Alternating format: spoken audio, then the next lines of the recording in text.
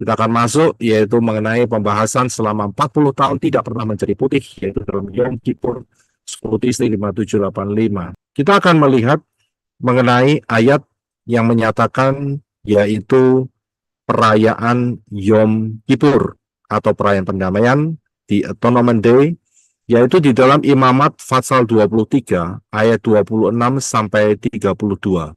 Silakan Brother Henok untuk bisa membacanya terlebih dahulu. Terima kasih. Imamat 23 ayat 26.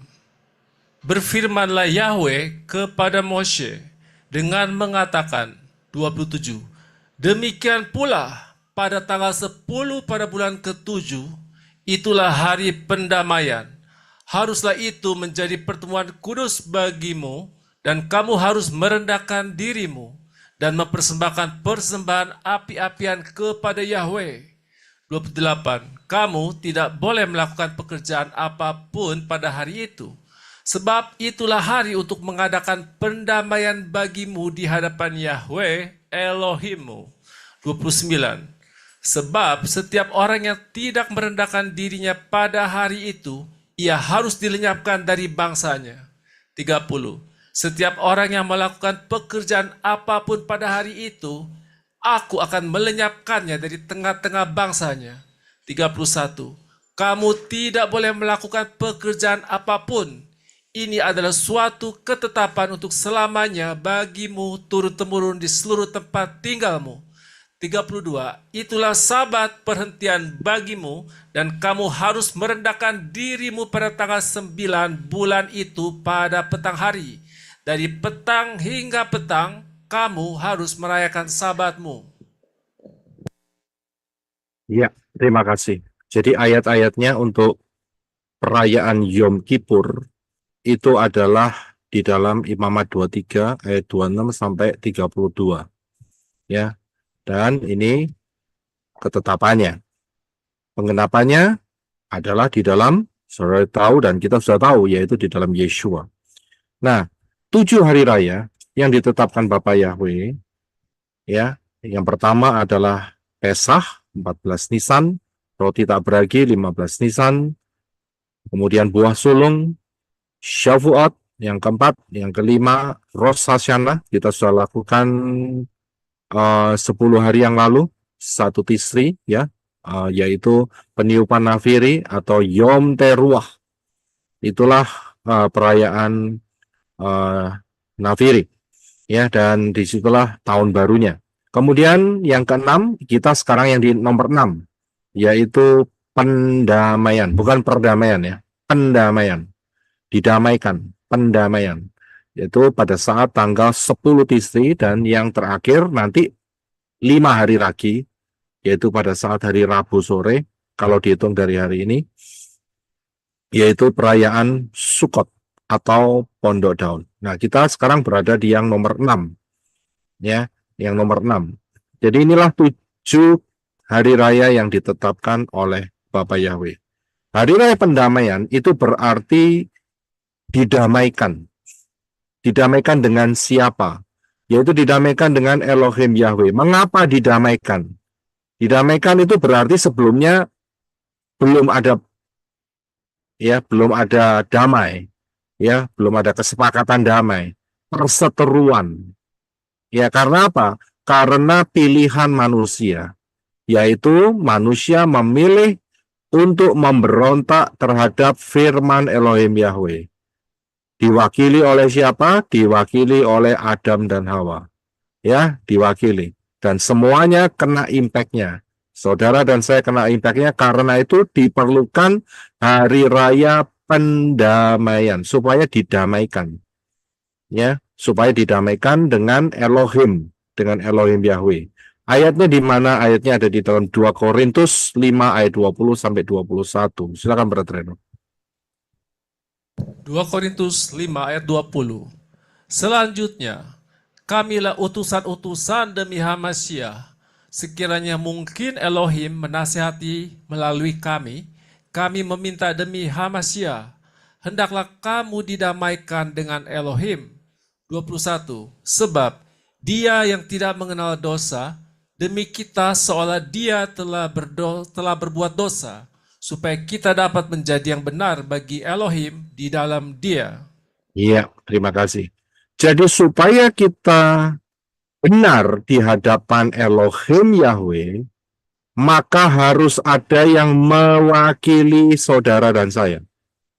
Dan yang mewakili itu tidak boleh ada dosa. Tidak boleh ada dosa. Ya. Dan ayat ini menuliskan yaitu Yeshua HaMashiach. Dia yang tidak mengenal dosa demi kita seolah dia telah berbuat dosa. Saya bisa lihat, jadi Yeshua tidak ada dosa sama sekali. Dan kita harus didamaikan. Kalau nggak didamaikan, berseteru terus, masalahnya adalah Syamayim itu miliknya siapa? Ya kan? Syamayim itu miliknya Bapak Yahweh. Mana mungkin musuhnya Bapak Yahweh masuk di rumahnya Bapak Yahweh untuk selama-lamanya? Yo tidak mungkin, ya kan? Ya jelas pasti harus didamaikan supaya saudara dan saya diterima di rumah Bapak Yahweh. Karena itu perlunya didamaikan. Ya, didamaikan. Ini penting sekali. Ya kalau orang nggak mau didamaikan, ya tetap statusnya adalah perseteruan atau permusuhan dengan Elohim Yahweh. Ya, dan jangan pernah mimpi untuk bisa masuk di tempatnya Elohim Yahweh. Ya, pasti akan masuk di pintu satunya, ya toh, pintu lautan api. Itu sudah sangat-sangat jelas sekali. Ya, jadi harus melalui pintunya siapa? Yeshua HaMashiach. Ya, pintunya Yeshua HaMashiach. Jadi perlu, ya, pemahaman ini sangat-sangat perlu, dan ini yang akan membentuk iman, ya, fokus siapa yang disembah. Ya, siapa yang disembah oleh manusia itu. Kalau saudara dan saya, kita sudah milih, ya, kita harus pilih, dan kita milih Bapak Yahweh di dalam Yeshua HaMashiach. Ya, itu yang benar, ya. Yang lainnya ya saudara bisa nilai sendiri. Kalau cuma ini yang benar, berarti yang lainnya palsu, begitu saja. Ya, puji Bapak Yahweh. Saya mau tanya, apakah saudara pernah tahu kata ini?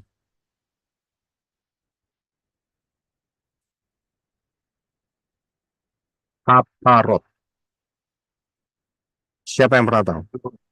Belum, Pak. Cuma pernah dengar, Pak, cuman nggak ngerti apa itu.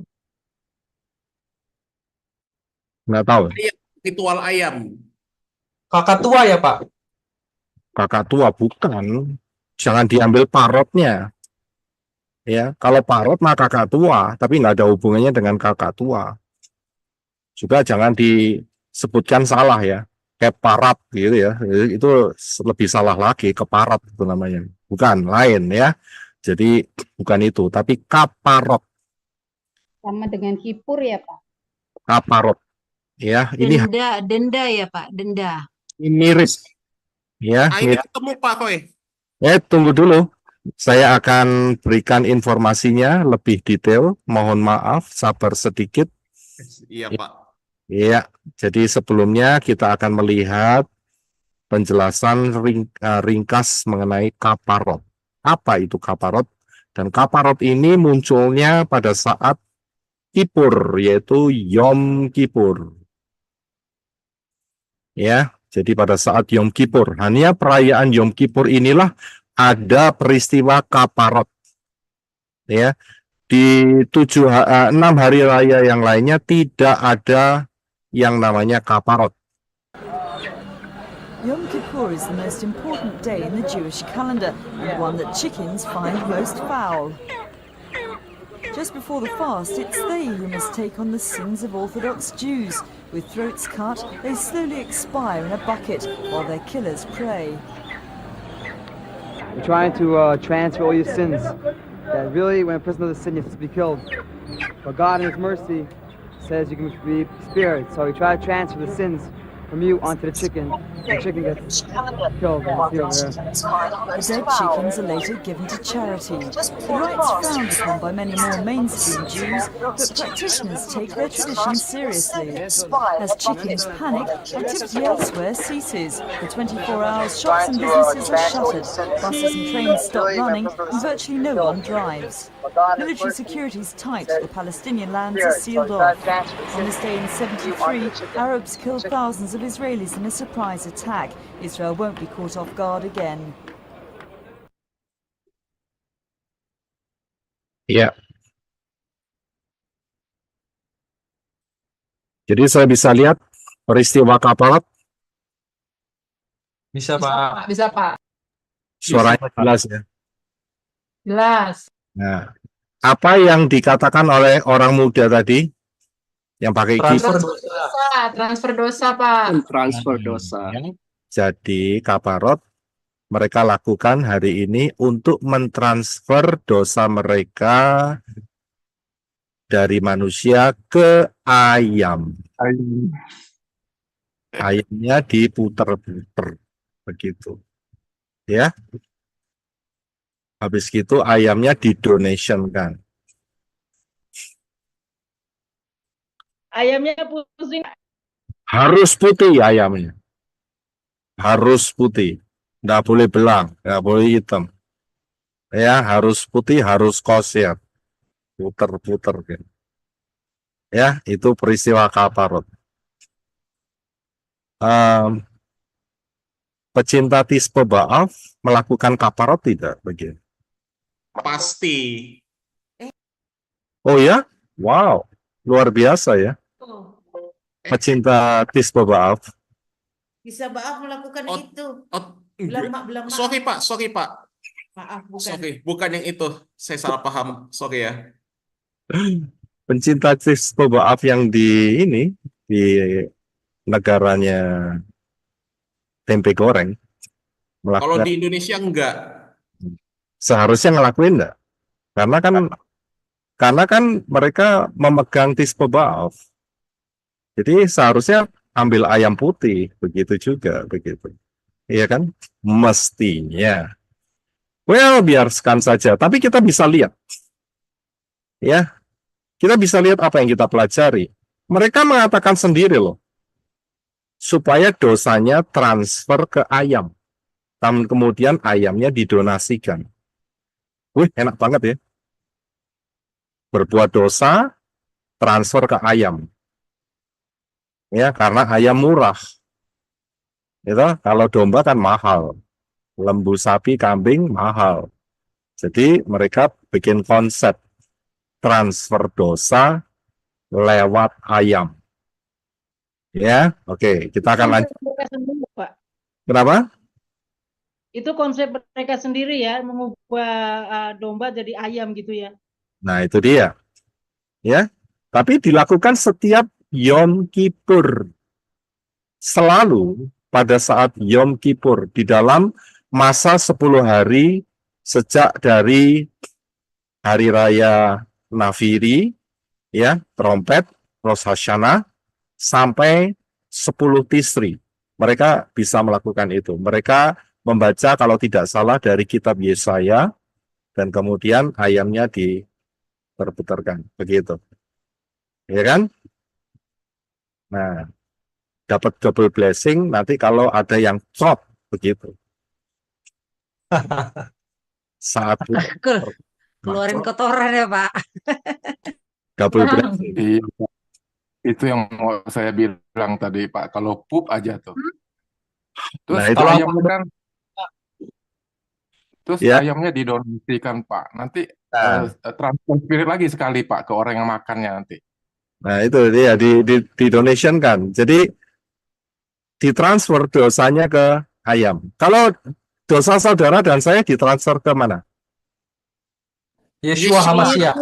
Yesua. Ya, dosa kita ditransfer ke Yeshua. Yeshua transfer ke mana? Ke Satan, Pak.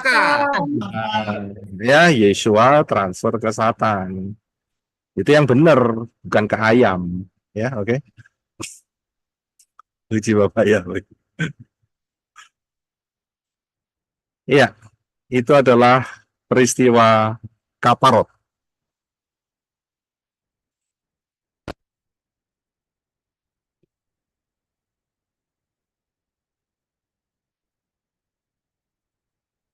Ya, jadi adalah peristiwa yang mereka lakukan. Ya, kalau saudara kepingin tahu akarnya di mana, saudara bisa cek di website ini. Dia tuliskan bahwa ya dilakukannya itu karena mengikuti rabai yang Talmudik, ya, yang Talmud, ya, ya. Jadi untuk lebih mudahnya, lebih meriah dan juga lebih mendatangkan keuangan yang luar biasa pakai ayam putih daripada pakai domba. Itu ayam potong yang di kita ayam negeri itu kan, yang disuntik cepat besar tuh. Iya, saya nggak tahu jenisnya. Pokoknya yang penting dia minta putih, begitu, ya. Jadi supaya putih, ya transfer. Putihnya transfer ke manusia, ya hitamnya transfer ke ayam. Ayamnya dipotong, didonationkan. Kemudian dimakan sama manusia lainnya, akhirnya transfer dosanya muter terus, tidak selesai-selesai. Itulah kaparot. Ya, jadi yang pecinta Tisbo B'Av, ya mestinya juga karena cinta Tisbo B'Av juga melakukan hal yang sama mestinya, ya, mestinya. Ya, kita akan melihat apa yang terjadi di dalam peristiwa Yom Kippur. Apa yang terjadi? Selain itu ada di dalam Imamat 23, ternyata peristiwa Yom Kippur ini dijelaskan di dalam Imamat 16. Ya, Imamat 16. Silakan Brother Reno bisa membaca untuk kita semua. Saya tidak cantumkan. Bisa dibaca semuanya Imamat 16 untuk memberikan pengertian bagaimana prosesinya, ya, proses-prosesnya dalam saat peristiwa Yom Kippur itu terjadi. Silakan Brother Reno.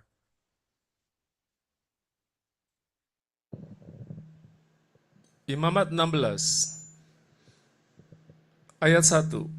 Dan berfirmanlah Yahweh kepada Moshe setelah kematian kedua anak Harun, ketika mereka mendekat ke hadirat Yahweh dan mereka mati.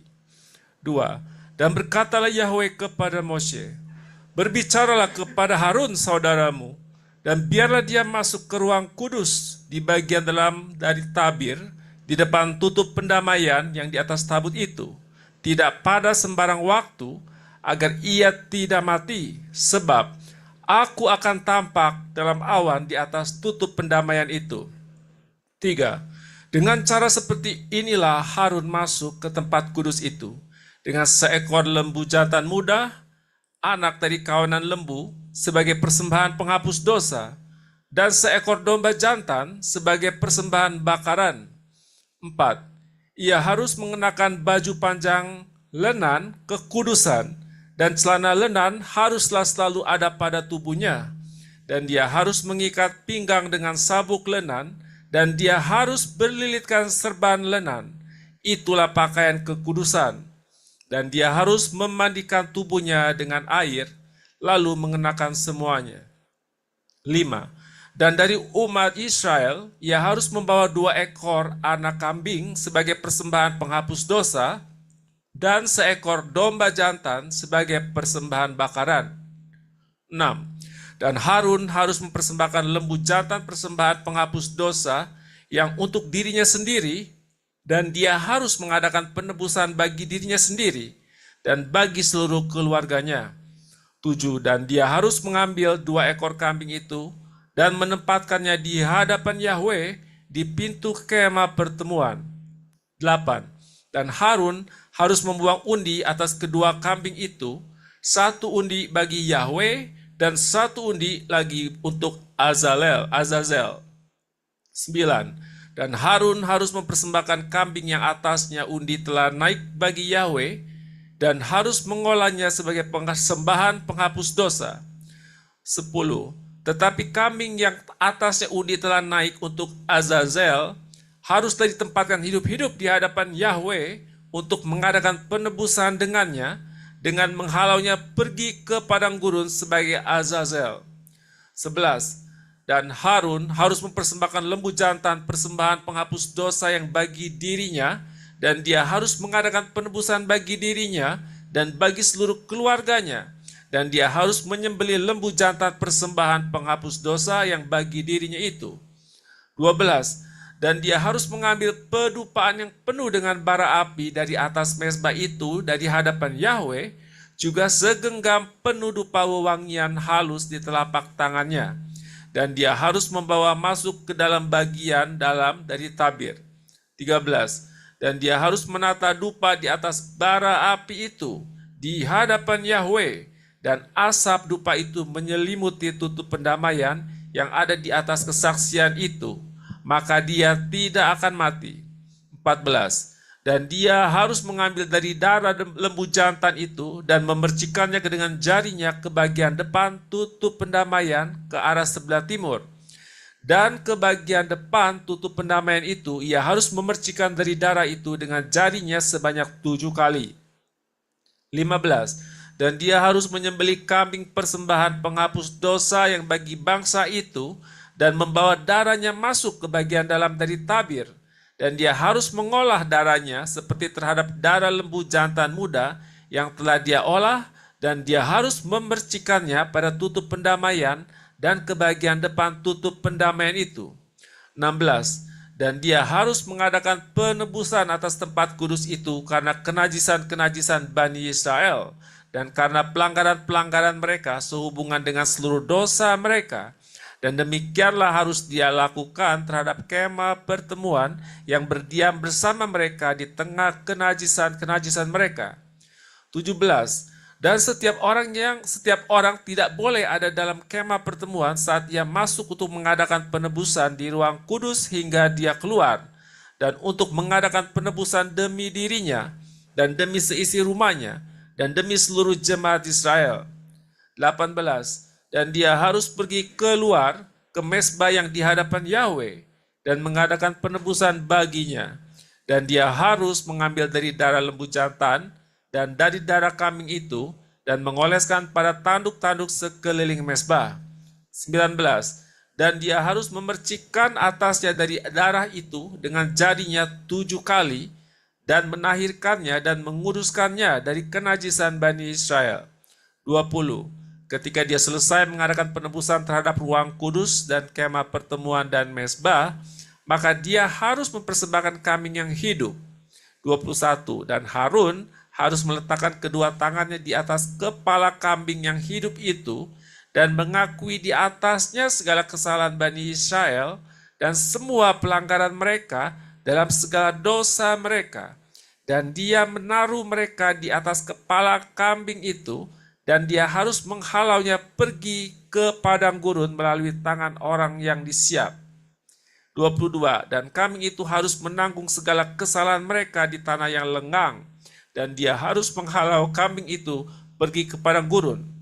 23. Dan Harun harus masuk ke dalam kemah pertemuan, dan dia harus menanggalkan baju-baju lenan yang telah dia kenakan ketika dia masuk ke ruang kudus, dan dia harus meletakkannya di sana. 24. Dan dia harus memandikan tubuhnya dengan air di tempat kudus, dan harus mengenakan pakaiannya, dan harus keluar dan mengolah persembahan bakarannya dan persembahan bakaran bangsa itu, dan harus mengadakan penebusan demi dia dan demi bangsa itu. 25. Dan dia harus membakar lemak persembahan penghapus dosa pada mezbah. 26. Dan dia yang menghalau kambing untuk Azazel itu harus mencuci pakaiannya dan memandikan tubuhnya dengan air. Dan setelah itu ia boleh masuk ke dalam perkemahan. 27. Dan lembu jantan persembahan penghapus dosa dan kambing persembahan penghapus dosa yang darahnya telah dibawa masuk untuk mengadakan penebusan di ruang kudus, seseorang harus mengangkutnya keluar dari perkemahan. Dan mereka harus membakar kulitnya dan dagingnya dan kotorannya dengan api. 28. Dan orang yang membakarnya harus mencuci pakaiannya dan memandikan tubuhnya dengan air, dan setelah itu ia boleh masuk ke perkemahan. 29. Dan bagimu hal ini harus menjadi suatu ketetapan selamanya. Pada bulan ke-7, pada hari ke-10 dalam bulan itu, kamu harus merendahkan jiwamu, dan kamu tidak boleh melakukan segala pekerjaan, baik penduduk asli maupun pengembara yang menumpang di tengah-tengahmu. 30. Karena pada hari itu ia harus mengadakan penebusan bagimu untuk menahirkan kamu dari segala dosamu. Kamu harus menjadi tahir di hadapan Yahweh. 31. Itulah sabat perhentian bagimu, dan kamu harus merendahkan jiwamu, suatu ketetapan selamanya. 32. Dan imam yang akan dia urapi, dan yang akan dia lantik kemampuan tangannya untuk bertindak sebagai imam ganti ayahnya, harus mengadakan penebusan dan mengenakan baju lenan, baju kekudusan. 33. Dan dia harus mengadakan penebusan bagi ruang maha kudus dan bagi kemah pertemuan. Bahkan bagi mezbah, dia harus mengadakan penebusan. Dan dia harus mengadakan penebusan atas para imam dan atas setiap orang dalam jemaat itu. 34. Dan inilah yang menjadi suatu ketetapan selamanya bagimu, untuk mengadakan penebusan atas Bani Israel dari segala dosa mereka sekali dalam setahun. Dan dia melakukan seperti yang telah Yahweh perintahkan kepada Moshe. Ya, haleluya, terima kasih. Jadi sudah lihat di dalam Imamat 16. Imamat 16 ini adalah cara saat mereka melakukan perayaan Yom Kippur. Ya, secara singkat memang ada banyak korban, dan kemudian yang spesifiknya di situ ada harus disediakan 2 kambing, dan kemudian dibuang undi, dan kemudian imam besar, Imam Harun saat itu harus meletakkan tangannya di atas salah satu kambing, dan kemudian dia harus mengucapkan semua dosa-dosa Israel, bangsa Israel, ditransfer ke kambing, dan kambing itu dikasih benang kirmisi yang warnanya merah, dan dilepas, ya, dilepas di padang gurun, sehingga mati di sana untuk menanggung dosa seluruh Israel. Ya, itu kisahnya demikian. Nah, di ayat yang kedua dikatakan bahwa ya, di bagian dalam dari tabir di depan tutup perdamaian di atas tabut itu, dan tidak pada sembarang waktu agar ia tidak mati. Jadi perayaan ini hanya 1 tahun 1 kali, di mana imam besar itu masuk ke dalam ruang maha kudus, ya, atau ruang kudus, yang dimana ada tutup perdamaian, dan itulah yang disebut yang apa itu namanya, benda itu adalah tabut perjanjian. Jadi ruang kudus, bagian tabut perjanjian adalah ruang maha kudus, itu maksudnya, ya. Dan dia memercikkan darah domba di sana, ya. Nah, dari sini kita bisa melihat bahwa 1 tahun 1 kali, hanya 1 tahun 1 kali loh, ya, itu imam besar, hanya imam besar, nggak boleh imam yang lainnya, hanya imam besar, ya, yang boleh masuk ke dalam ruang maha kudus, ya, yang lainnya tidak boleh masuk. Jadi hanya 1 tahun 1 kali, dan inilah merupakan perayaan, ya, pendamaian, ya, perayaan pendamaian, yaitu pada saat tanggal 10, ya, pada saat tanggal 10 bulan 7, yaitu bulan Tisri, bukan bulan Juli, ya, bulan 7-nya Israel, jadi bulan Tisri, ya. Ya, jadi ini penjelasannya dari Imamat 16 dan Imamat 20-23. Ya, jadi betul-betul saudara paham, hanya 1 tahun 1 kali, dan hanya imam besar yang boleh masuk. Imam-imam lainnya tidak boleh masuk. Ya, jadi dihubungkan dengan Imamat 23, sangat jelas ayat 27 dikatakan, demikian pula tanggal 10, ya, tanggal 10 dan bulan ke-7. bulan Tisri. Itulah hari pendamaian. Ya, jadi caranya sudah dijelaskan sebelumnya di Fatsal 16. Ya, tapi penetapan tanggal dan bulannya itu ada di dalam Imamat 23. Ya, jadi saat itu mereka mengambil 2 kambing dan mereka buang undi. Kambing mana yang menjadi kambing hitam.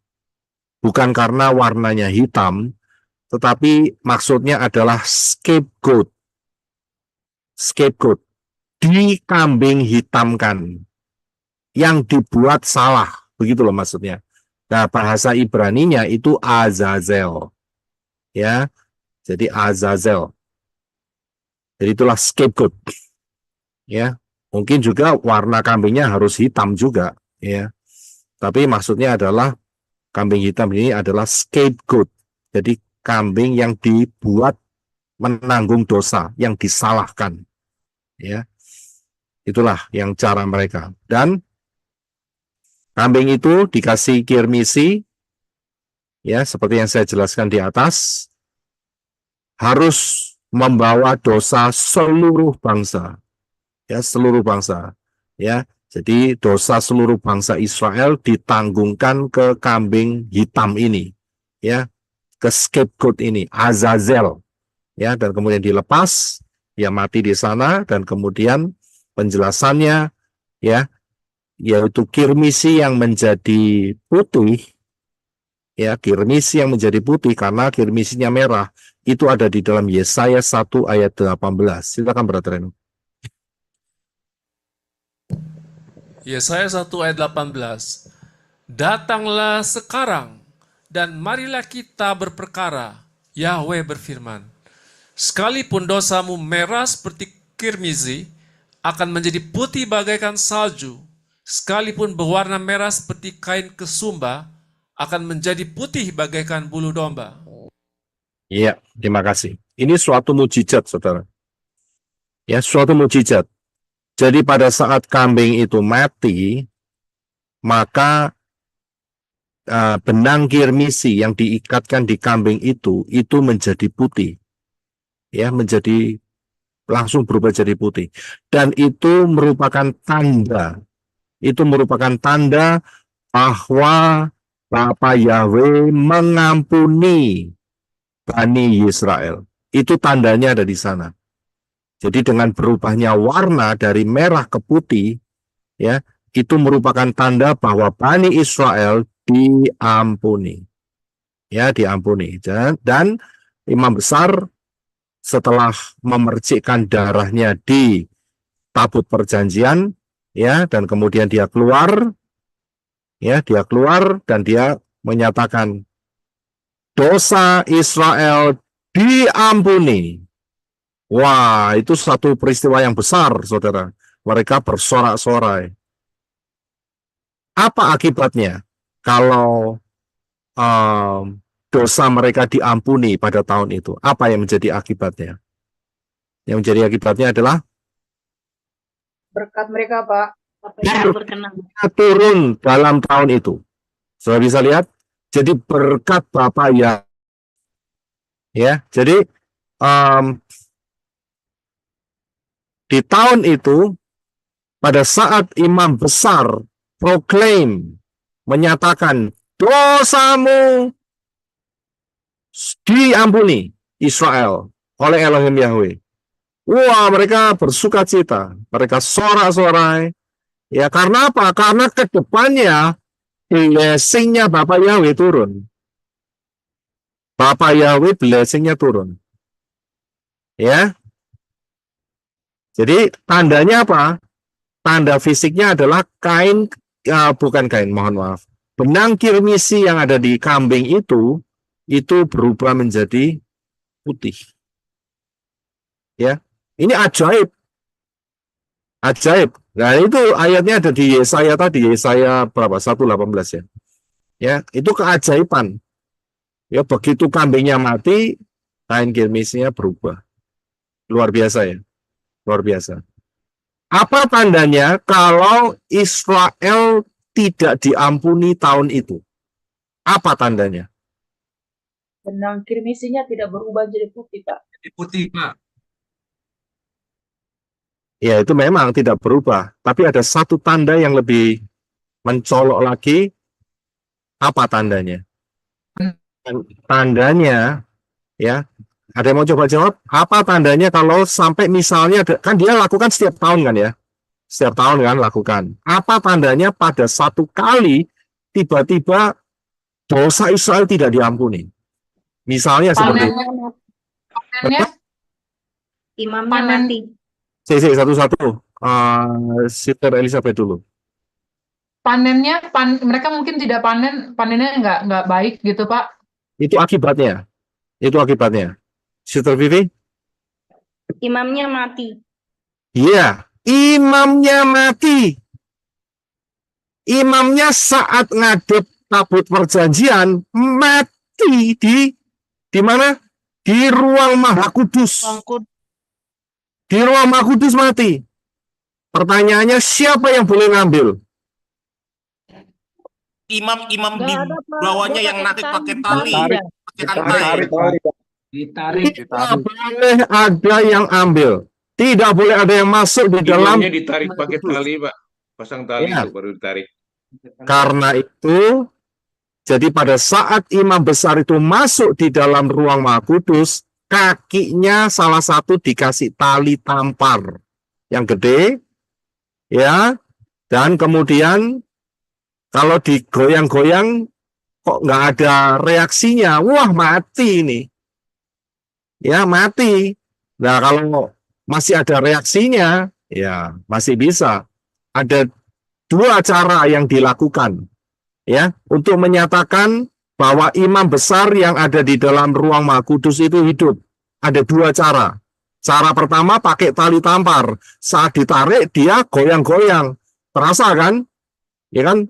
Kan terasa. Oh, ini masih hidup ini, ya, tapi masih belum selesai doanya. Ya, bersekutu dengan Elohim Yahweh belum selesai. Itu yang pertama. Yang kedua, caranya bagaimana? Untuk mengetahui imam besar itu hidup. Kasih Ya, dia berjalan di kaki. Pakai kincringan. Nah, saudara sudah banyak paham. Yaitu kayak lonceng. Loncengnya ada di mana? Loncengnya ada di efod. Di bagian bawah efod itu ada lonceng-lonceng. Bukan cuma satu. Ada banyak lonceng-lonceng yang dipasang kayak gemerincing begitu. Kerincing. Giring-giring, Pak. Ya, karena satu lonceng kemudian dikombinasikan dengan apa? Dengan satu buah apa itu namanya? Iya, buah badam. Oh iya, buah badam. Buah badam. Jadi satu lonceng, satu buah badam, satu lonceng lagi, satu buah badam lagi. Dan itu saling, pada saat imam besarnya jalan, maka musiknya jalan. Kelincing, kelinding, kelinding, begitu, saudara. Ya? Yang mirip kayak sapi, begitu, saudara. Tapi kalau sapi kan satu gede, begitu kan ya. Tapi ini kemerincing, kerincing, kalau sapi kan kelonteng-kelonteng, begitu ya. Ya, jadi seperti itu. Jadi untuk menandakan imam besarnya hidup. Ya. Nah, kalau dalam tahun itu imam besarnya loh kok nggak ada bunyi kemerincing, ditarik kakinya nggak ada respon, wah mati nih, ditarik keluar kan, betul kan? Ya kan nggak mungkin ditinggal di dalam, lah membusuk saudara, ditarik keluar. Begitu ditarik keluar, saya mau tanya, siapa yang menyatakan Israel hari ini dosamu diampuni? Siapa yang menyatakan? Siapa yang mau menyatakan? Ada jabatan imam kedua ya, Pak? Imam, Pak. Nggak ada yang menyatakan imam besar wong cuma satu. Nggak ada yang namanya kalau pilot ada co-pilot, nggak ada imam besar tuh nggak ada. Ya, pilot ada co-pilot, ya pilotnya mati. Ini barusan ada pilot mati. Punyanya siapa itu? Punyanya Turkish Airlines. Barusan mati. Kemudian pesawatnya mendarat di, kalau tidak salah di JFK Kennedy di mana? New York. Ya, siapa yang mengendarai? Ya co-pilot. Tapi imam besar nggak ada. Imam besar itu nggak ada. Wakil imam besar nggak ada, presiden ada, wakil presiden, gubernur ada, wakil gubernur. Maksudnya ini loh Pak, maksudnya kan ada yang bisa masuk ke ruang suci begitu, bukan ke ruang Maha Kudus cuma satu imam besar, tapi ada imam yang kedua begitu yang bisa masuk ke ruang suci yang menyalakan itu kan yang pegangin tali barangkali begitu Pak. Yang megangin tali itu harus di luar kemah pertemuan. Jadi di luar kemah kudus. Jadi kan enggak terlalu panjang itu. Jadi bisa ditarik. Tapi siapa yang pronounce? Yang menyatakan tahun ini Israel diampuni loh. Imam besarnya sudah mati. Siapa yang mau ngomong? Enggak ada wakil. Ya, akhirnya dalam tahun itu dosanya tidak diampuni. Dan itu pertanda tahun itu gagal panen. Ya, mungkin juga perang kalah. Saya bisa lihat dan kemudian malapetaka.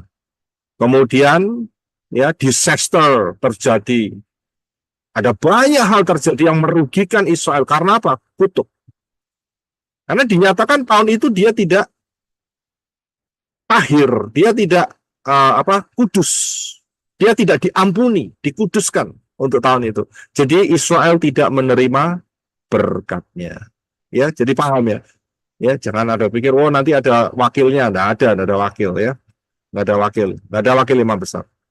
Ya, kita mesti paham. Nah, penggenap perayaan Yom Kippur adalah siapa? Penggenap perayaan Yom Kippur. Penggenap perayaan Yeshua penggenapnya. Sudah bisa lihat? Yeshua ada penggenapnya. Apa hubungannya?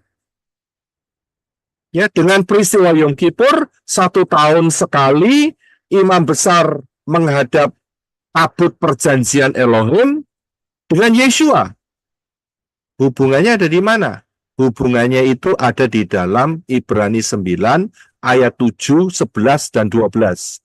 Saya ambil pakai TB, LAI, bahasanya lebih enak, saudara. Silakan, Brother Eno. Ibrani 9 ayat 7. Tetapi ke dalam kemah yang kedua, hanya imam besar saja yang masuk sekali setahun, dan harus dengan darah yang ia persembahkan karena dirinya sendiri, dan karena pelanggaran-pelanggaran yang dibuat oleh umatnya dengan tidak sadar. 11. Tetapi Hamasya telah datang sebagai imam besar untuk hal-hal yang baik yang akan datang. Ia telah melintasi kemah yang lebih besar dan yang lebih sempurna, yang bukan dibuat oleh tangan manusia, artinya yang tidak termasuk ciptaan ini.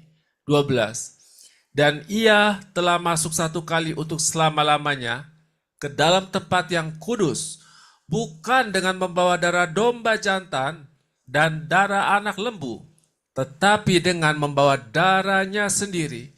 Dan dengan itu ia telah mendapat kelepasan yang kekal. Iya, terima kasih. Jadi Ibrani menuliskan persamaan dan perbedaannya. Perbedaannya, kalau imam besar hanya 1 kali setahun. Di ayat 7 dikatakan, tetapi ke dalam kemah yang kedua. Itu maksudnya kemah bagian yang lebih dalam. Kemah yang bagian yang lebih dalam adalah ruang Maha Kudus. Sudah bisa lihat, imam besar saja yang masuk sekali setahun.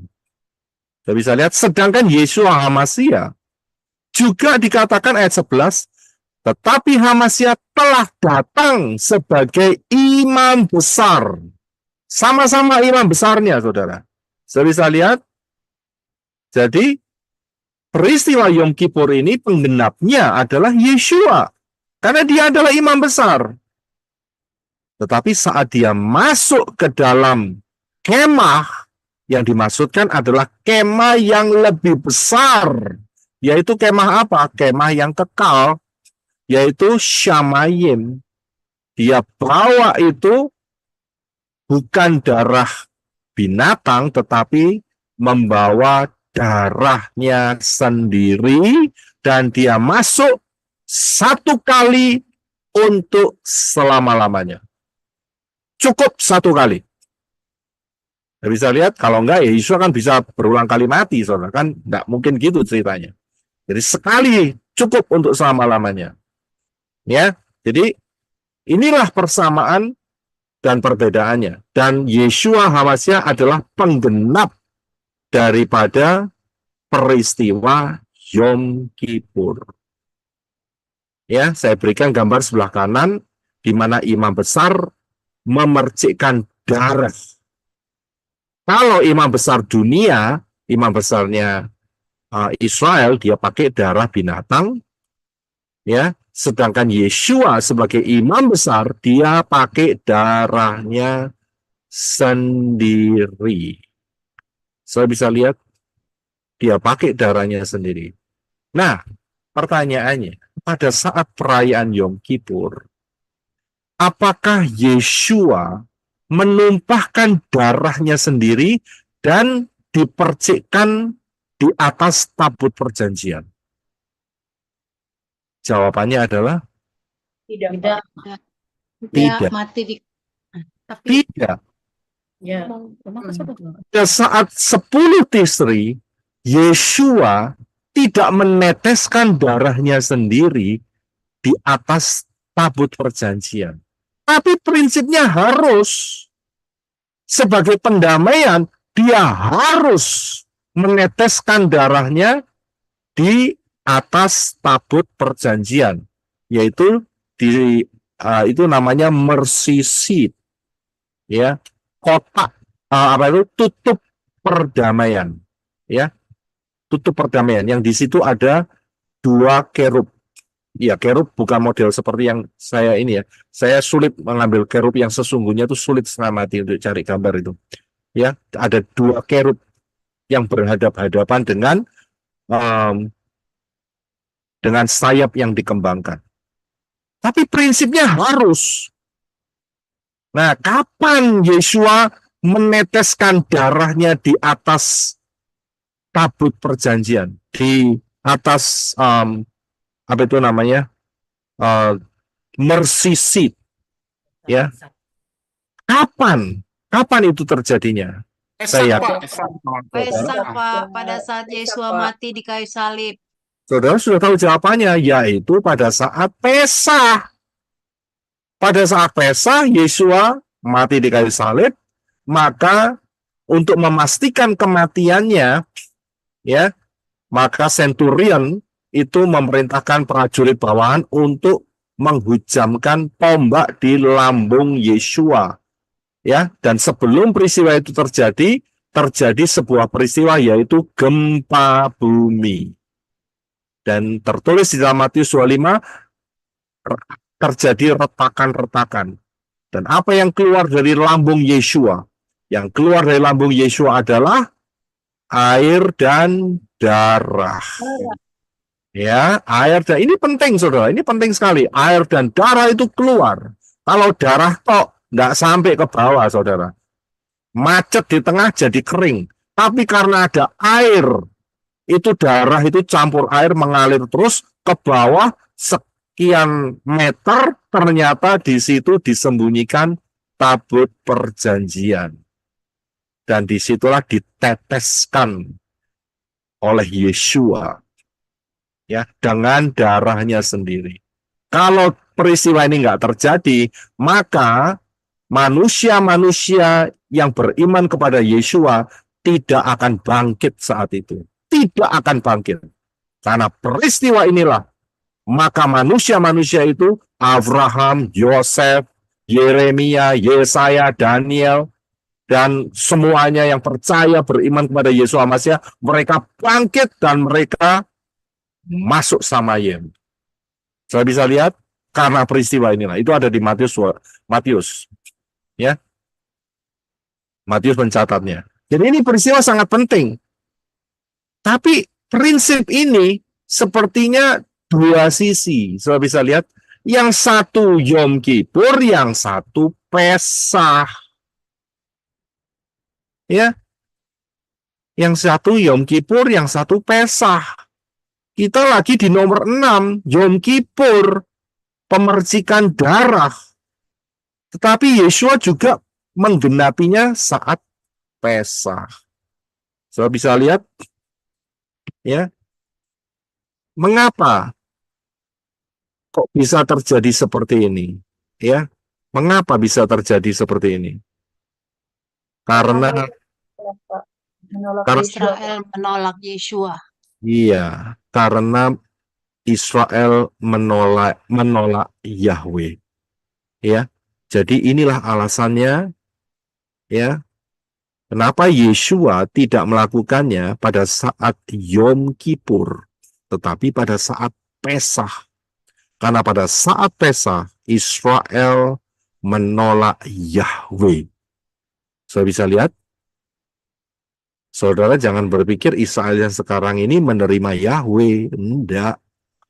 Ya, karena sudah menolak Yeshua, itu sama dengan menolak Yahweh. Betul kan? Yahweh, kalau kita lihat Yod-He, Waw-He, piktografnya apa? Lihat paku, lihat tangan. Itu ditolak. Betul kan? Berarti sampai hari ini, ya, sampai hari ini Israel menerima Yahweh tidak? Yo tidak. Saya bisa lihat, anugerah saja dia hanya dipakai. Tapi untuk menerima Yahweh, oh tidak. Karena itu mereka tidak ngomong Yahweh, ngomongnya Hashem, Adonai. Kitabnya sih sama.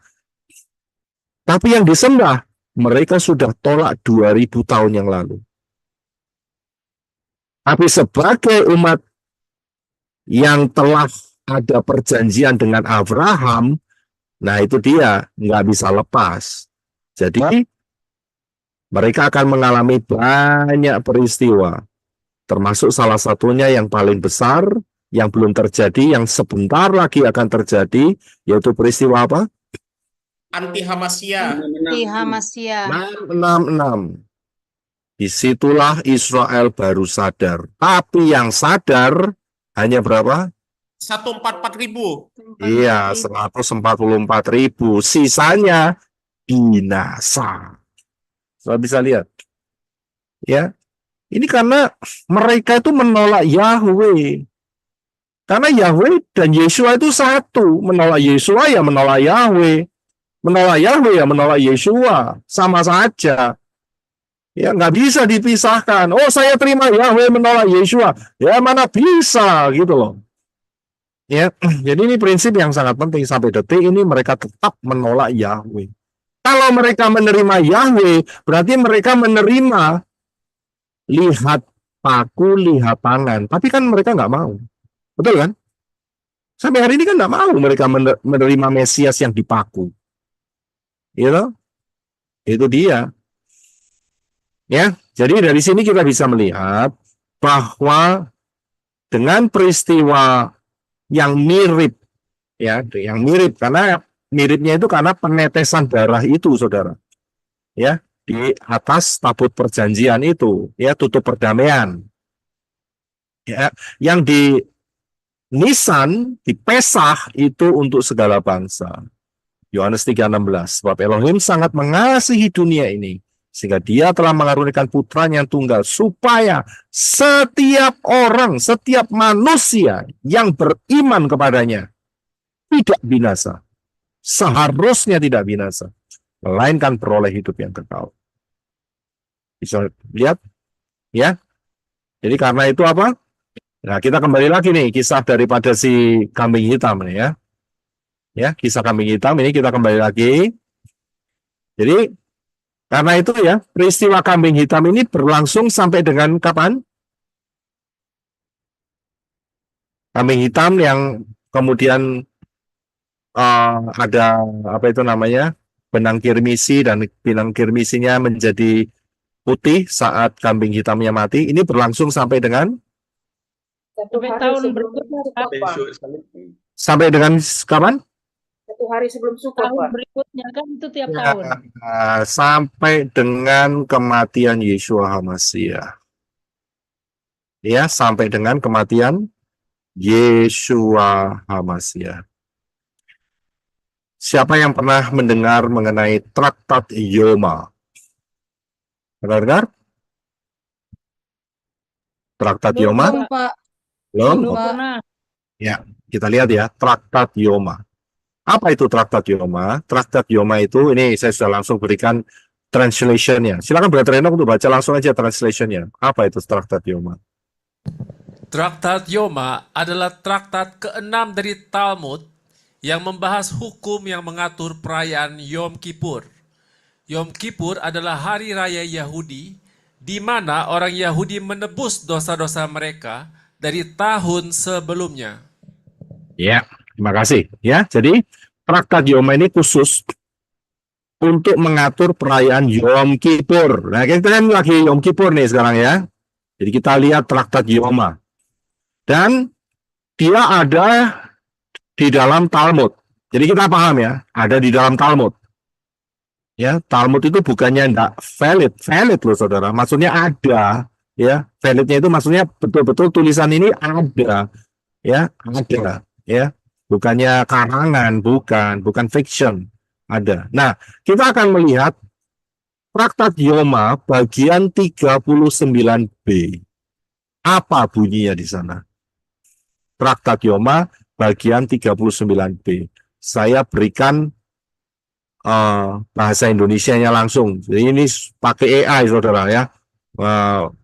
Terjemahannya dan cepat saudara. AI kan pinter-pinter sekarang, lebih pinter dari manusia. Ya. Oke, silakan Brother Enoch untuk membaca Traktat Yoma 39b bagian translation Indonesia. Silakan. Ya, Traktat Yoma ayat 39b.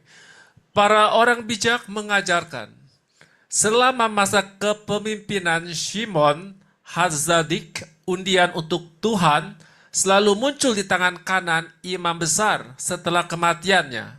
Hal itu hanya terjadi sesekali. Tetapi selama 40 tahun sebelum kehancuran bait suci kedua, undian untuk Tuhan sama sekali tidak muncul di tangan kanan imam besar.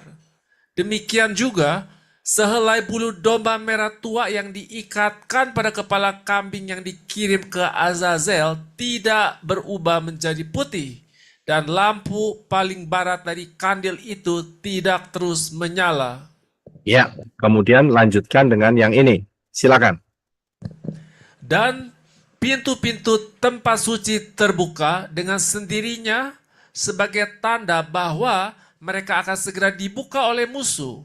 Hingga Rabban Yohanan ben Zakkai memarahi mereka. Dia berkata kepada tempat suci, tempat suci, mengapa engkau menakut-nakuti dirimu sendiri dengan tanda-tanda ini? Aku tahu tentang kamu bahwa kamu pada akhirnya akan dihancurkan.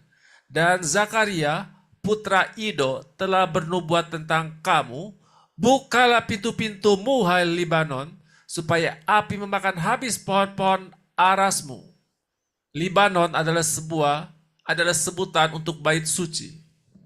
Iya, terima kasih. So, lihat dari Traktat Yoma 39b yang ada di dalam Talmud itu dijelaskan ya bahwa pada saat Yom Kippur itu undian tuh harus selalu diadakan, dan ya undian Elohim itu muncul di tangan kanan imam besar. Tetapi ada satu peristiwa di mana mereka menghitung selama 40 tahun sebelum kehancuran bait suci kedua.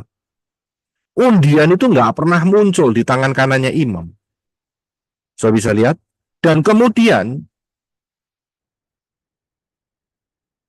benang kirmisi yang diikatkan di kambing yang jadi kambing hitam, Azazel, itu nggak pernah jadi putih, saudara. Nggak pernah jadi putih.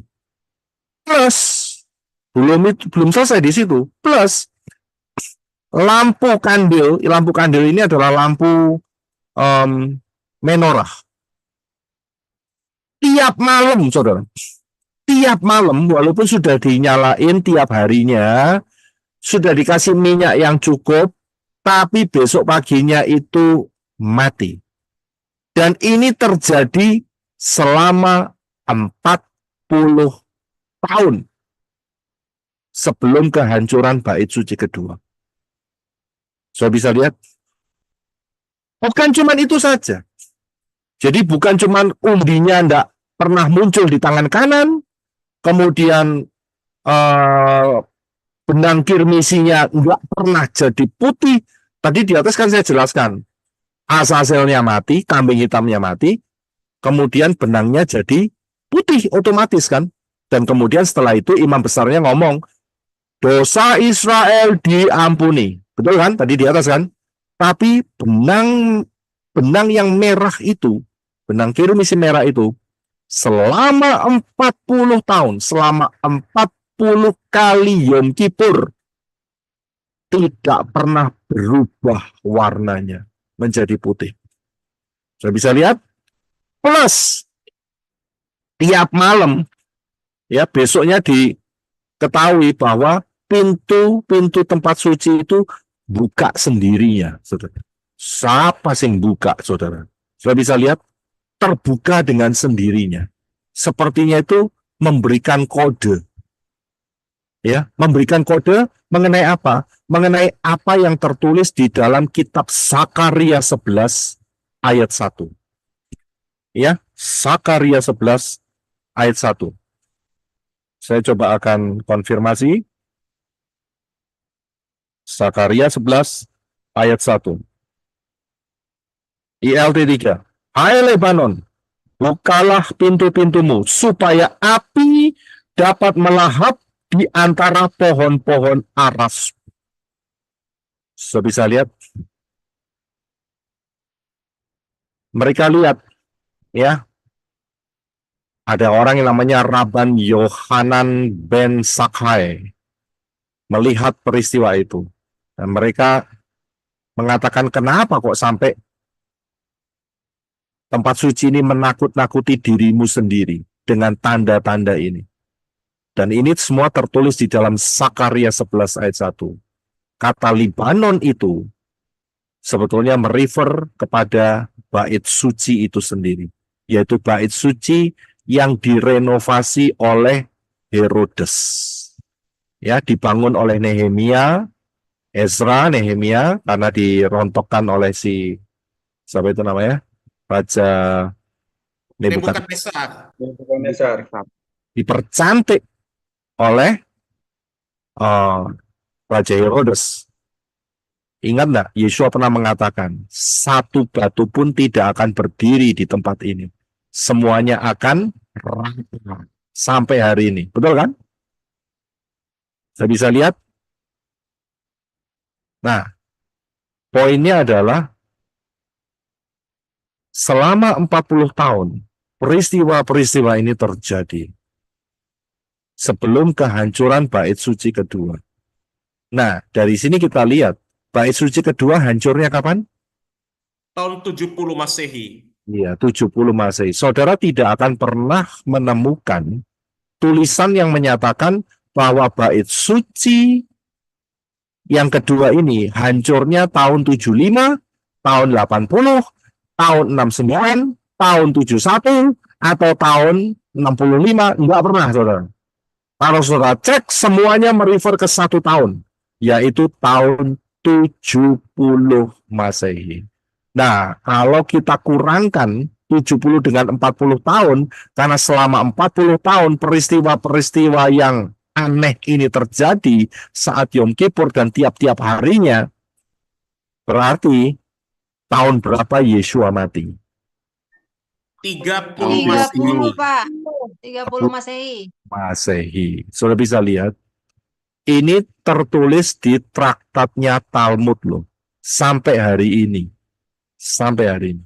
Ini traktat Yoma. Puji Bapa Yahweh, kita dikasih anugerah, kita bisa searching dengan mendapatkan semua informasi secara lengkap dan sangat luar biasa. Saya bisa lihat? Hari Rabu itu, Pak. Hari Rabu. 14 Nisannya jatuh pada hari Rabu. Tepat. Iya. Dan saya lihat, mengapa hal ini terjadi?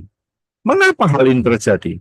Karena Imamat 21 ayat 10 sudah menyatakan sebelumnya. Silakan Brother Enoch untuk membacanya. Imamat 21 ayat 10. Dan imam besar di antara saudara-saudara laki-lakinya yang di atas kepalanya telah diurapi minyak, dan yang menahbiskan tangannya untuk mengenakan pakaian, ia tidak akan membiarkan kepalanya dan tidak akan mengoyakkan pakaiannya. Ya, ini peraturan, terima kasih. Ini peraturan yang ditetapkan Bapak Yahweh di dalam Imamat 21 ayat 10, bahwa imam besar tidak akan mengoyakkan pakaiannya. Pakaiannya pakaian apa dulu? Kita sudah tahu imam besar pakai pakaian apa namanya? Efod. Effort. Efod. Jadi efod itu tidak boleh sobek atau disobek. Kalau efod itu disobek, artinya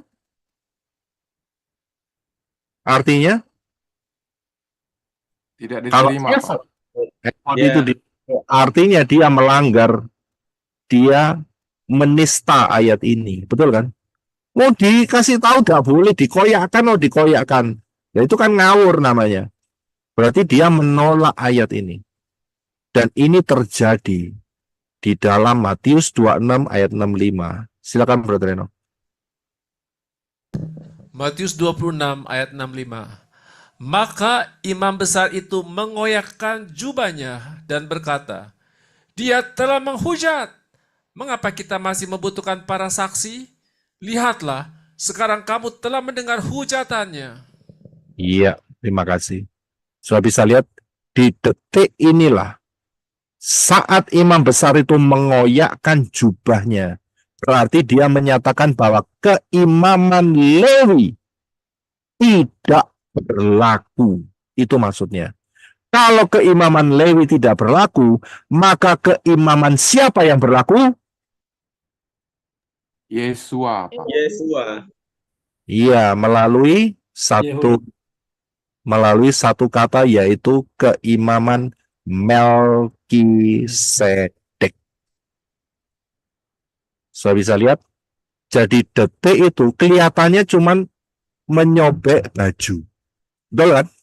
Tapi di dalam alam spiritual itu merupakan transfer dari keimaman Lewi menuju keimaman Melkisedek. Sudah bisa lihat? Siapa keimaman Melkisedek? Tidak lain adalah Yeshua HaMashiach. Di depan kelihatannya kalau sudah lihat apa itu namanya peristiwa ini, ya seperti disobek begitu aja, krek begitu.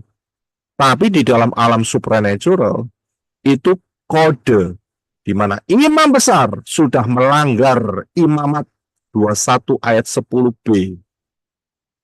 Sudah bisa lihat, dan itu dilanggar, maka keimaman Lewi stop sampai di situ dan pindah ke Yeshua.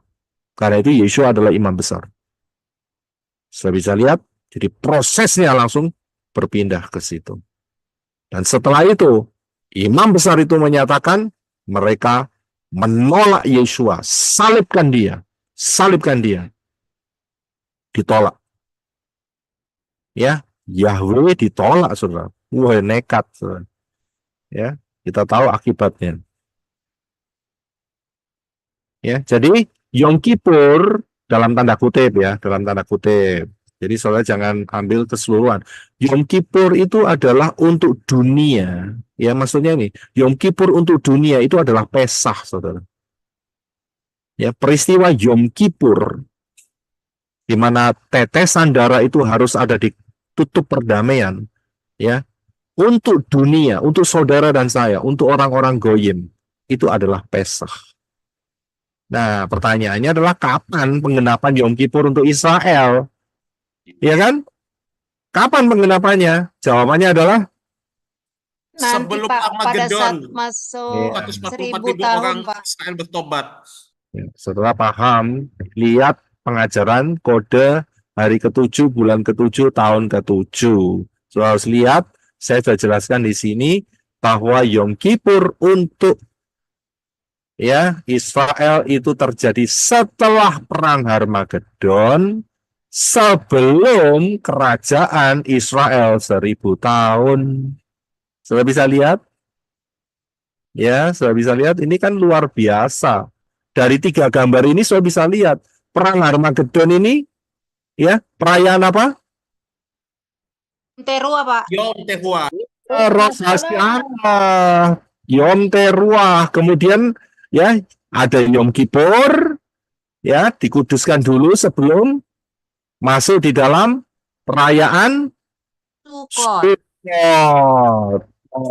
Ya, Sukot. Sukot itu adalah kerajaan damai 1000 tahun. Kerajaan Yeshua Mashiach. Dan kita sudah bahas ayatnya ya dari dari kode hari ke-7 bulan ke-7 tahun ke-7 itu yaitu pada saat di dalam Yesaya 27 ayat yang ke-9. Sebab itu dengan inilah kesalahan Yakub dapat ditutupi. Ya, inilah penggenapan Yom Kippur. Ya, saya bisa melihat di sini. Ini sangat dahsyat, luar biasa. Kita dapat pemahaman.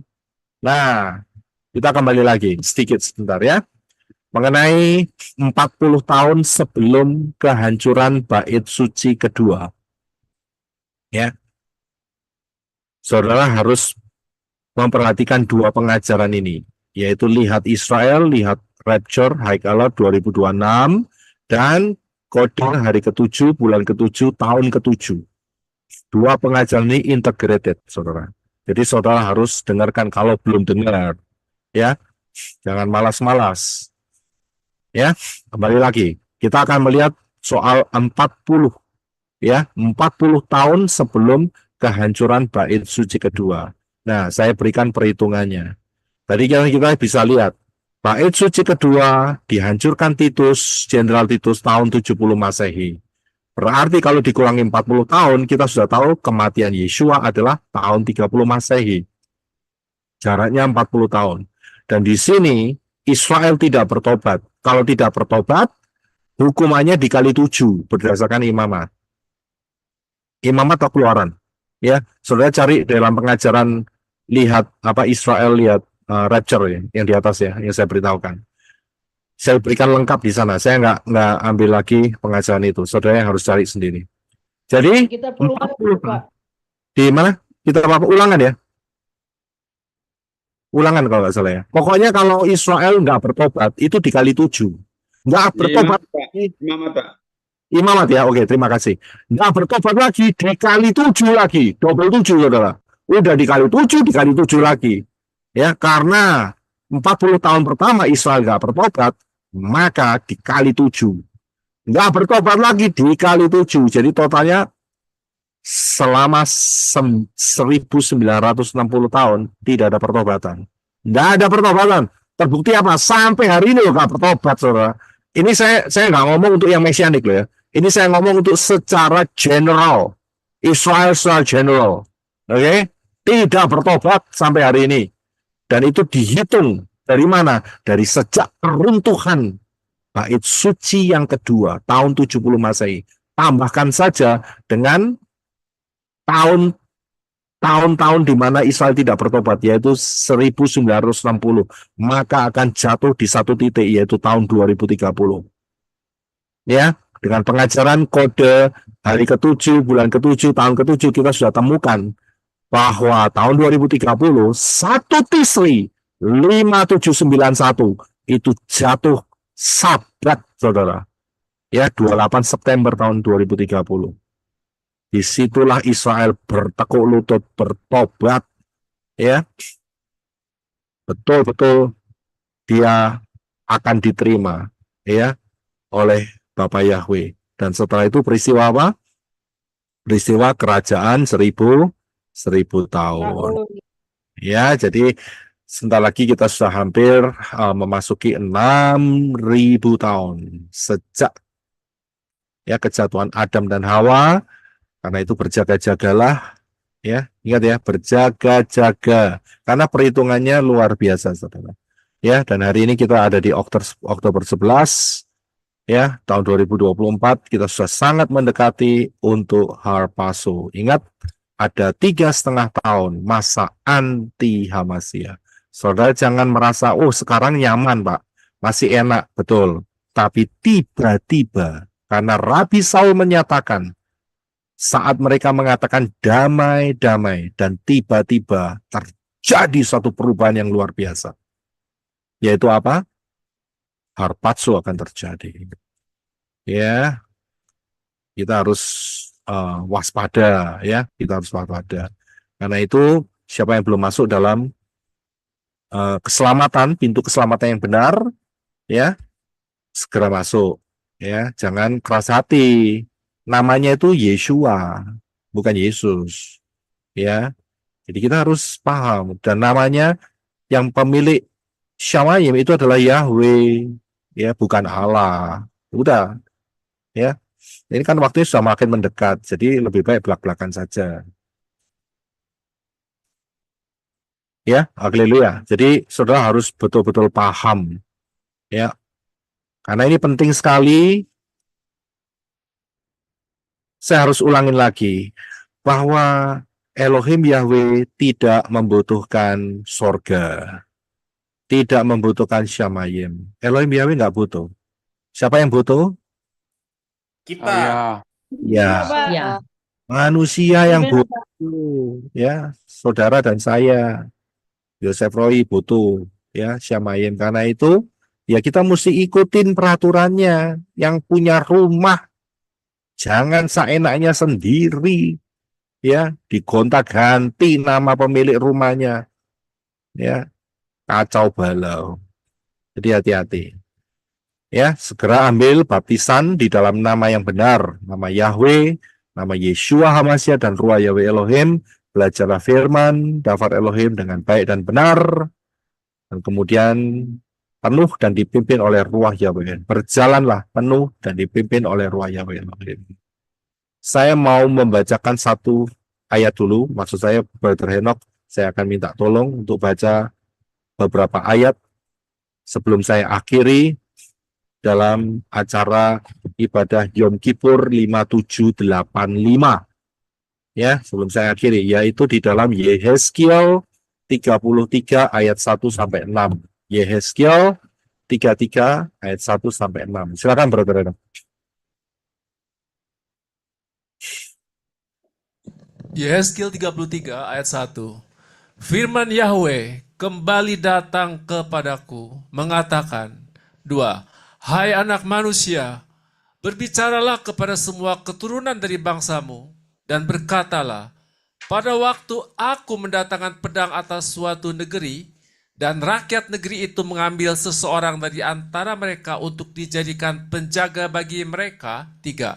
Ketika ia melihat pedang itu datang ke atas negeri itu, ia meniup sangkakala untuk memperingatkan mereka. 4. Dan siapa yang mendengar bunyi sangkakala itu, tetapi tidak mengindahkannya, jikalau pedang itu datang dan menghabisinya, maka darahnya akan ditanggungkan atas dirinya sendiri. 5. Ia yang mendengarkan bunyi sangkakala itu, tetapi tidak mengindahkannya, darahnya ditanggungkan atas dirinya. Namun ia yang mengindahkan peringatan itu akan menyelamatkan nyawanya. 6. Tetapi jika penjaga melihat pedang itu datang, tetapi tidak meniup sangkakala, sehingga umat itu tidak mendapat peringatan, ketika pedang itu datang dan mengambil nyawa salah seorang dari mereka, maka ia mati di dalam kesalahannya sendiri. Namun aku akan menuntut darahnya dari tangan penjaga itu. Ya, terima kasih. Kalau soal perhatikan ayat ini sebagai ayat penutup untuk hari ini ya. Saya lihat bahwa ada pedang yang datang. Itu kan zaman dulu, saudara. Nah, kalau zaman sekarang, kira-kira berupa apa? Yeshua. Hah? Yeshua. Yeshua? Ini mengenai Yehezkiel. Ini kalau zaman dulu itu kan ada penyerangan. Jadi dikasih tahu bahwa ada penjaga. Peluru kendali Clear, yang Pak. datang. Nuklir. Peperangan, Pak. Peperangan. Pak. Nanti Hamasya ya, Pak? Di Hamasya. Bukan itu semua, saudara-saudara. Bukan.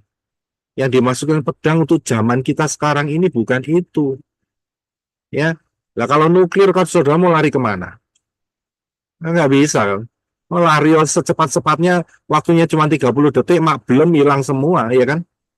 Menguap semua kan? Mana mungkin? Bukan itu. Yang dimaksudkan adalah apa yang kira-kira pedang itu sedang berjalan. Malapetaka, Pak. Bukan malapetaka. Murka. Bukan Peringatan. Berita keselamatan. Firman Elohim, Pak. Peringatan. pengajaran. Oh iya. Saya lihat pedang itu sebenarnya pengajaran yang akan membinasakan manusia-manusia Elohim. Nah, mumpung ini Yom Kippur, jadi kan Yom Kippur ini kan kita sudah banyak bahas tadi di atas mengenai pencurahan darah. Ya, betul kan? Pencurahan darah Yeshua Hamasiah. Jadi saya mau tegaskan, ya, jadi jangan sampai saudara menyatakan, wah Pak Yosef Roy nggak pernah ngomong itu. Saya mau pertegaskan sekarang, ya. Saudara dengar baik, saudara tidak dengar, itu hak saudara. Ya, saudara punya hak pilih. Saya nggak bisa maksa saudara. Ya, saya juga nggak bisa datang. Saya cekik saudara begitu. Kamu harus mengikuti saya, kan nggak bisa seperti itu. Loh bagaimana? Lo lihat itu si Trivena ketawa ketiwi gitu. Ya kan nggak bisa. Saya cekik, bagaimana caranya? Ya kan nggak bisa. Tapi saya sudah ngomong sama saudara. Jadi jangan sampai nanti, wah Pak Roy nggak pernah, Pak Yosef Roy nggak pernah ngomong itu. Nanti malaikat Elohim Yahweh akan nulungin saya. Pernah ngomong saat apa itu namanya Yom Kippur 5785, detik-detik terakhir sebelum selesai khotbah sudah ngomong sebelumnya.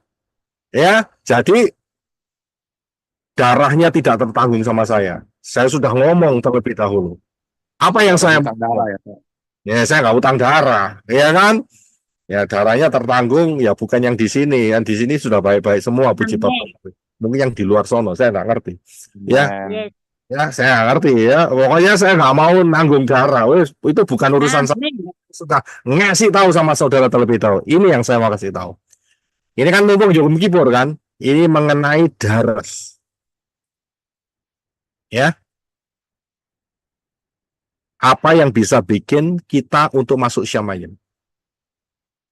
Darah Yeshua. Yeshua. Darah Yeshua. Oh, darah Yeshua. Pakai hitungan berapa persen? 100%. 100% ya. Ya, ojo ngomong 1000%. Oh, 1000% ya udah ada. Ya, itu kan hanya kamuflase saja ya. Oh, 1000%, 1.000.000%, 1.000.000.000% itu kamuflase itu. Sebenarnya kan 100% itu kan matematikanya seperti itu ya. Betul ya, 100% ya, saudara ngomong ya. 100% ya. Hanya darah Yeshua ya. Amen. Ya. Karena kita tadi saudara-saudara sudah tak tunjukin. Ya kan? Bahwa dosa itu bisa ditransfer dengan ayam putih. Nah, itu dia saudara. Ya kan, saudara sebelumnya kan nggak paham kan soal ngibarin ayam tadi kan ya. Nah, ya kan, jadi sudah saya kasih tahu sepenuhnya saudara. Ya, jadi ini yang saya mau kasih tahu. Saudara sudah sepakat, saya sepakat bahwa untuk masuk Syamayim hanya darah Yeshua. Hanya darah Yeshua. Haleluya. Amin. Bukan air kudus, bukan banner kudus, bukan ayam kudus, bukan sapu tangan kudus, atau minyak kudus yang bisa bawa saudara masuk Syamayim. Saya bisa lihat?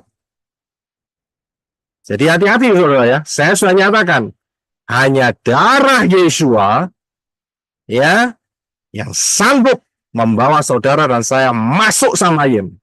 Bukan kudus, bukan ayam kudus, bukan sapu tangan kudus, bukan banner kudus, bukan minyak kudus.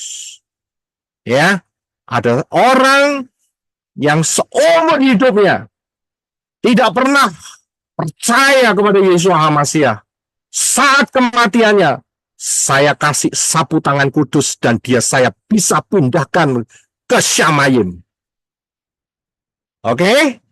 Berarti orang yang mengatakan seperti itu, entah itu dia pakai air kudus untuk memindahkan orang itu ke Syamayim, atau memindahkan orang itu dengan menggunakan banner kudus, ayam kudus, minyak kudus, semuanya itu adalah penghinaan terhadap Yeshua HaMashiach. Saudara paham? Saudara paham? Paham. Ya, Paham? tidak ada orang yang Dengan darah Yesus. memindahkan manusia di detik-detik kematian terakhir dengan menggunakan ayam kudus, minyak kudus, ya, bendera, banner kudus, sapu tangan kudus, perciin air kudus. Tiba-tiba dia langsung masuk ke Syamayim. Karena kekuatan kekudusan barang-barang kudus itu. Orang yang menyatakan itu, ya insult, yang menghina darah Yeshua HaMashiach. Apapun ceritanya. Ya, jadi saudara paham. Saya sudah sampaikan, terserah saudara. Oke, puji Bapak Yahweh.